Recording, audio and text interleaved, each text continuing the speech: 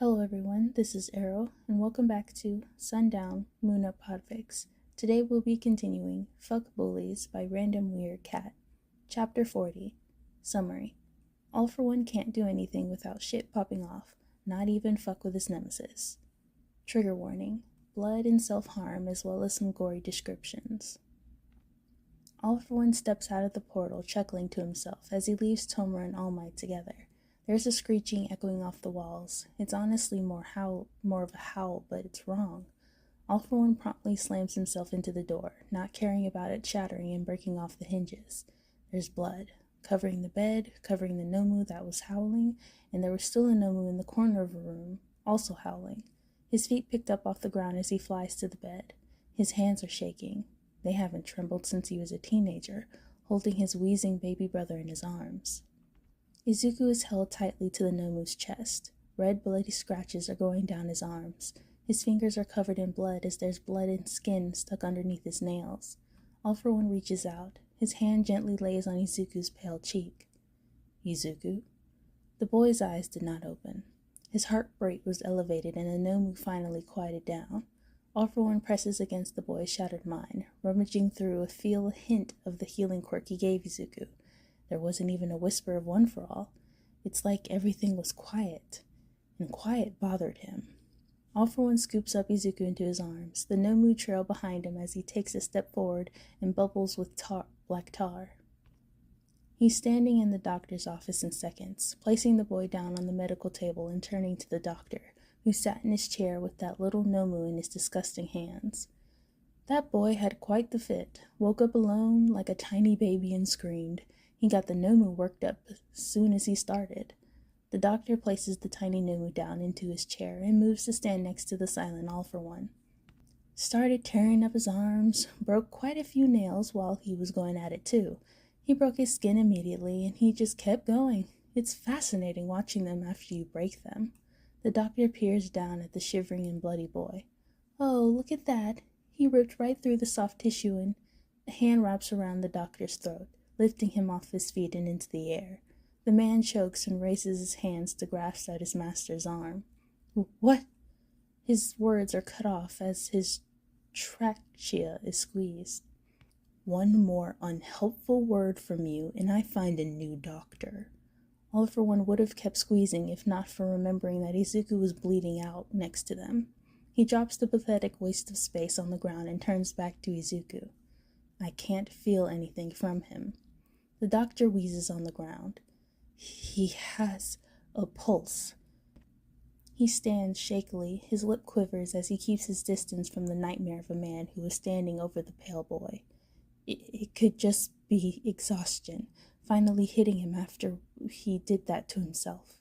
The doctor scurries around his office to get all the necessary materials. Sir, I need to have access to him. All for One is towering over the boy, leaning over him with his large hand covering the boy's bloody covered palm. You will work with me here. Fix him immediately, is all for One's last words before he fell silent. The doctor moves quickly, cleaning the boy's hands of blood and taking care of the wounds, taking care of what needs to be cleaned and what needs to be stitched. He addresses them with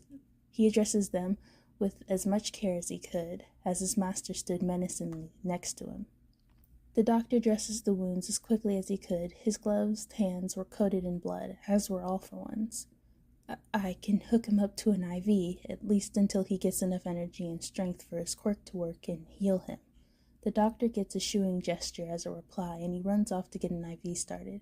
All for One waits patiently for the doctor to finish running around and panicking. He waits to hear Izuku's steady pulse beeping through the room. Only now does he let his shoulders drop. Turning around, he turns to the doctor. You watched him do this, and you didn't think to alert me? To command the Nomu to stop him?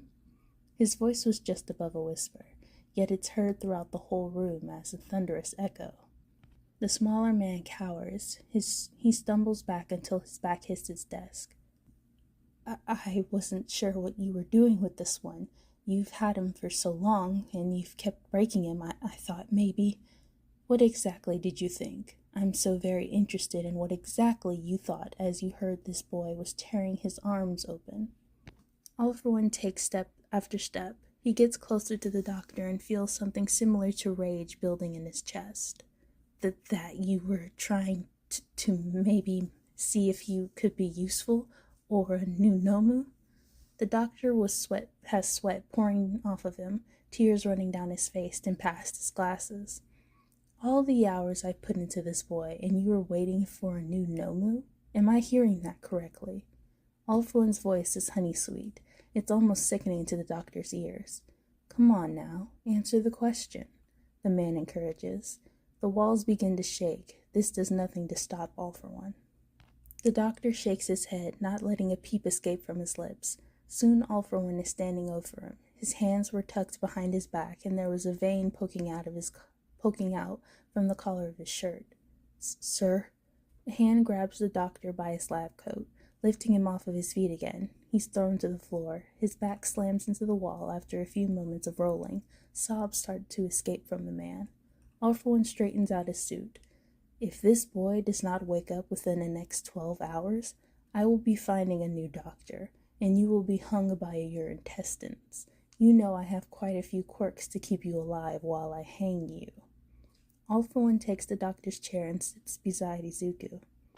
The doctor scrambles to his feet, nodding and running from the room in complete fear. Now this was a problem. He's grown more than attached. Turning Izuku into a Nomu would be another tripping point in his favor, breaking the heroes even more, breaking society and their trust in heroes. It would be so easy. His hand rises, freezing when he remembers the blood that was still coated on his hands. I will fix you, I promise, Asashi. You just have to stay with me this time. You have to stay with him. He's wheezing against the constricting mask suddenly. What is All for One without One for All, after all? It's pointless to have one without the other. He keeps talking, fighting against the strain in his lungs and trying to fill the empty space inside his chest. With a wave of his other hand, the corner screen turns on, showing the League all talking amongst themselves, with only Dabi, Compress, and Spinner missing.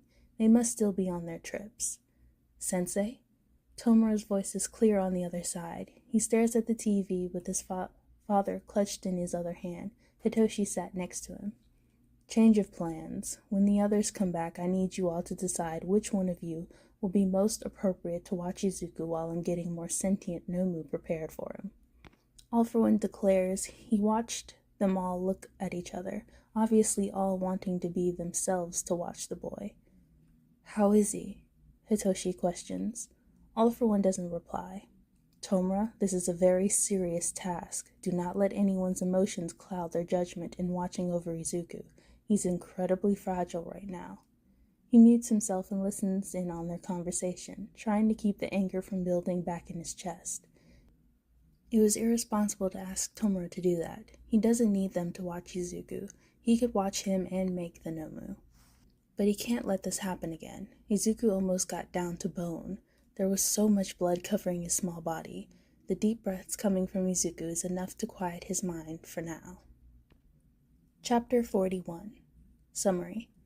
Dabi said therapy? Nah, aggressive physical and mentally beating up an old man. Yes, it's not exactly the old man he wants to beat up right now, but it'll work. Warning, fire, trauma, and burning triggers. The man? No. He looked younger up close.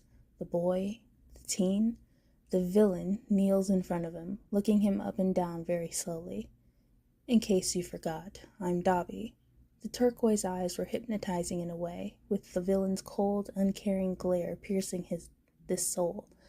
He felt like he was being drowned. Toshinori can feel an itch in his mind, a small itch that brings a thought. The thought was as familiar as those eyes were, yet his mind keeps drawing blanks as he tries to remember. Maybe he's thinking too hard and he misses the sky and the ocean and his friends. I couldn't believe it when I heard. Shigaraki was in shock like a loser and could barely say anything besides small mite and skeleton. You really do look pathetic. Dabi twirls on his feet, dancing around the small room with ungraceful steps. No offense, he finally said. Toshinori scoffs and his eye twitches. None taken. He is slightly offended, but he's definitely heard worse insults than that. I wasn't allowed to have much hero shit, especially your stuff. I asked for a poster once and my own man lost it. We trained for 7 hours that day. I was 3 and adorable. The teen sits next to him, leaning against the slightly dented wall behind them and sighing. Toshinori was tempted to scoot away, if only he could. He wasn't big on heroes, or just me? Mainly you. I don't think he had a huge problem with any other heroes, since none were as big as you. The heat from Dabi is coming off in waves. It was a drastic change, as the room itself was ice cold. Is there a reason you're here with me? Toshinori asks, not trying to set off the other by being rude. That kid Izuku, he's in some deep shit right now, with the big boss taking care of him. I doubt he's gonna be the same kid, you know. I mean, Shigaraki said he raised and took care of him when he was younger, so Izuku's gonna be fucked up when everything's all done. Dabi flicks his fingers and blue flames spark and ignite on his fingertips.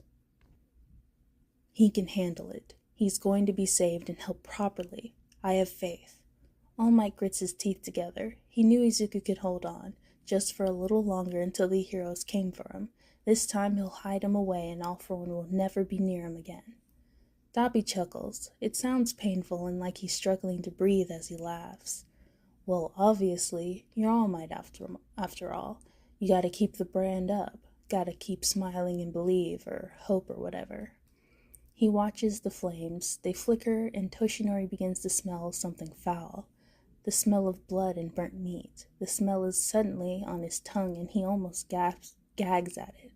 He's smelt burning flesh countless times, but watching someone willingly burn themselves and be so calm about it, it killed him that this boy was disregarding his body like that, like Midoriya did when he broke and pulverized his bones in his body. He should have asked for help so he could be a better teacher for him. That faith is going to bite you in the ass. Dabi suddenly chuckles. Shigaraki thinks it's going to be the isolation from everyone you know besides the League and All For One, Dabi says.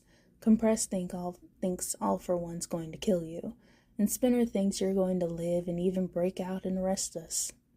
Dabi closes his hand into a fist. There's a slight sizzle in the air before the smell of flesh burning gets worse.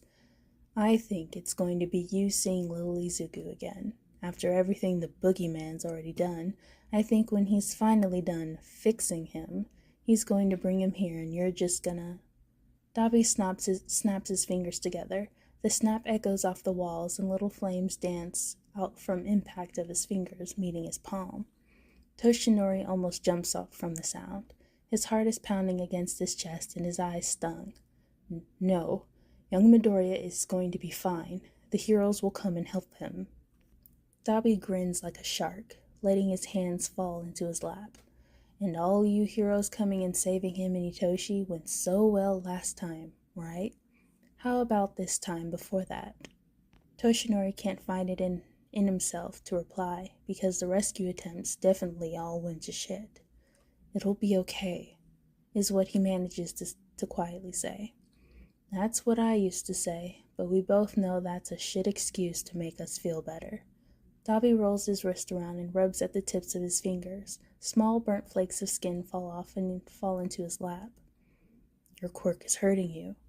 Toshinori didn't mean to say it out loud, but it comes tumbling out as he watches the burnt flakes of skin softly fall from the boy's fingers.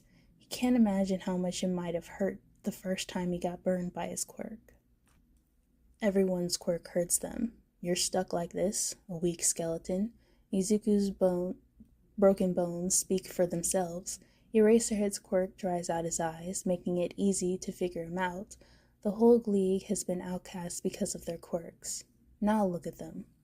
With a shrug, Dabi reaches a burning hot hand out. It gently moves to his left side. It reaches for the edge of his shirt and he flinched back. What? I want to see. The hand tries again and catches the edge of his shirt, barely lifting the shirt. Dabi sees the edges of the scar. It's real, Dabi laughs, letting the shirt fall back down, and he lets his head fall back to his chest. Fucking All Might, the bright sky getting covered by dark clouds. My dad worked so hard to reach your level. And for what? Dabi pushes off the wall. His hands drag against the wall and some more skin falls off in the hassle. For you to die alone in this shitty cage, with nothing but your failures, and he gets handed the #1 spot. All that work he's done. His hands are drenched in the blood of his own kids. There's a hiss at the edge of every word, like a snake spitting out hisses and warnings to not get close. Toshinori realizes with a jolt. Your father, he's... Shh. Dabi glares down at him. His hands clenched into fists, and there is fire flickering over his face. Toshinori feels his eye twitch. I will not be intimidated by lowly villains like yourself. Your quirk seems to be burning you. I know the heroes could help. His scream interrupts him. A foot slams into his side and grinds down. Toshinori can feel the copper run up his throat. He twists his head to the side and throws up blood while wheezing. Dabi sighs like a disappointed father who's upset with their child. I think this is the most I've ever talked about myself. Kind of selfish and narcissistic, huh? Dabi smirks, lifting his foot off the hero's chest. Toshinori tries to curl in. The pain is throbbing and needle in his side. More blood crawls its way up his throat. Let's change the subject. Dabi kneels in front of him and grabs his chin.